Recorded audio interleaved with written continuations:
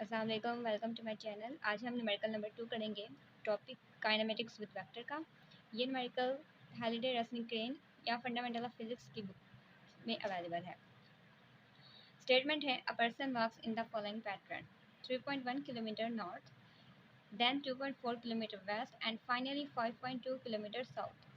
Construct the vector diagram that represent this motion, and in the B part, how far and in what direction would a bird fly in a straight line to arrive at the same final point। एक person का हमें walking track बताया गया है कि वो 3.1 kilometre north की तरफ मूव करेगा, देन 2.4 किलोमीटर वेस्ट की तरफ और फिर 5.2 किलोमीटर साउथ की तरफ। तो सबसे पहले हमने इसका एक diagram, vector diagram model draw करना है। ये मैंने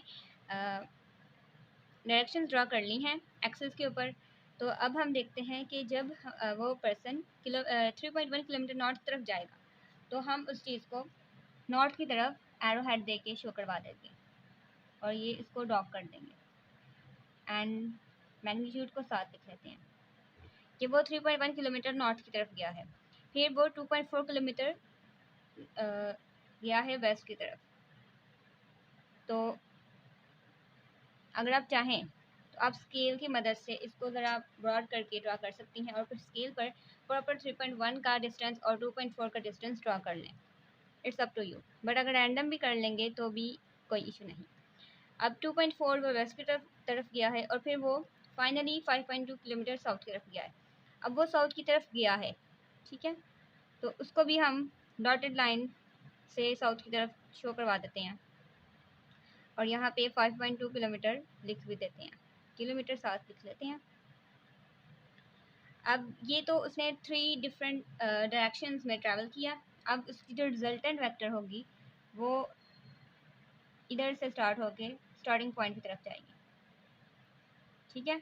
अगर हम चाहें तो हम इसको एक अलग पेन से शो करवा देते हैं ताकि प्रोमिनेंट हो जाए कि ये रिजल्टेंट वेक्टर है और इसको आर से हम शो करवा देते हैं।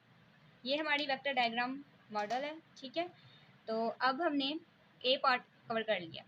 बी पार्ट में हमने बताना है कि अगर इसी डायरेक्शन पे होते, इसी डायरेक्शन में एक पर्सन जो ऐसे ऐसे जाके फिर अपने ओरिजिन की तरफ गया है, एक स्ट्रेट लाइन में एक बर्ड जो ट्रैवल करे और डायरेक्ट पहुंच जाए अपने फाइनल पॉइंट पे, वो कितना डिस्टेंस ट्रैवल करेगा और उसका एंगल क्या होगा।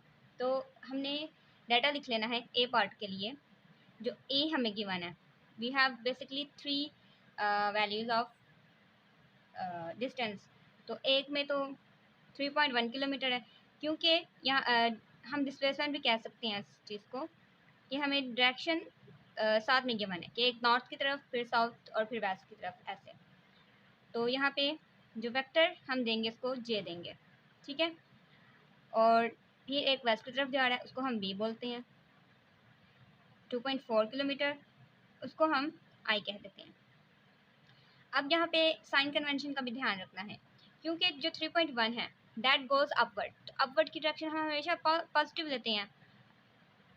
ये कन्वेंशन है, रूल है, ठीक है। और डाउनवर्ड की उसके अपोजिट नेगेटिव लेंगे। बट जहाँ पे हमारा वेस्ट की बात करें, दैट गोज लेफ्ट, वो लेफ्ट की तरफ जा रहा है, ठीक है, तो उसको हम नेगेटिव के साथ शो करवाएंगे। अब सिमिलरली सी की जब हम बात करेंगे, थर्ड वाली अपनी डायरेक्शन की जो कि साउथ की तरफ जा रही है, उसमें हमारे पास वैल्यू है 5.2 किलोमीटर।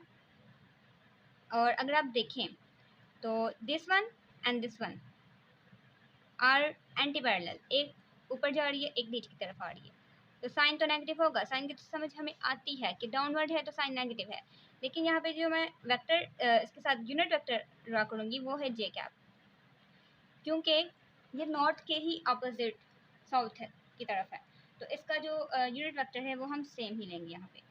तो जब हमने इसका डिस्टेंस, क्योंकि हमने एट द एंड डिस्टेंस बताना है कि हाउ फार इट मूव्स, तो हाउ फार के लिए हम डिस्टेंस का पता चलाएंगे, तो उसके लिए हमें इन सब तीनों डायरेक्शन का मैग्नीट्यूड पता होना चाहिए, ठीक है ना।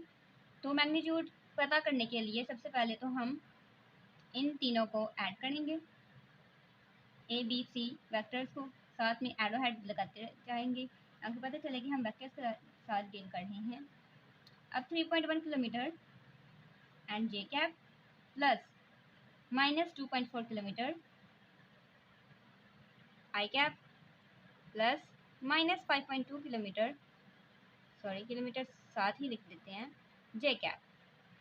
जब इनके साथ हम जे को जे के साथ ऐड करेंगे, यहाँ माइनस जो भी साइन आएगा उसको फॉलो करते हुए हम जाएंगे, तो हमारे पास जो आई कैप की वैल्यू आ जाएगी that remain the same, because J I के साथ तो कोई दूसरी वेक्टर है ही नहीं एडिंग या सब्ट्रैक्टिंग के लिए, जे के साथ है एक दूसरी वेक्टर, और ये एडिंग और सब्ट्रैक्ट करके -2.1 किलोमीटर आएगा जे कैप किलोमीटर।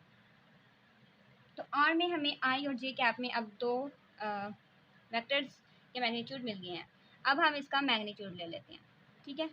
मैग्नीट्यूड सिंपल क्या करना है, 2.4 का स्क्वायर प्लस -2.1 का स्क्वायर, क्योंकि ये जो माइनस है that belong to specifically 2.1 and 2.4, ये कोई हमारे फॉर्मूले का हिस्सा तो है नहीं, ये तो वैल्यू उसके साथ आया है जो कि हमने ऊपर खुद से समझते हुए इस डायग्राम को लगाया है।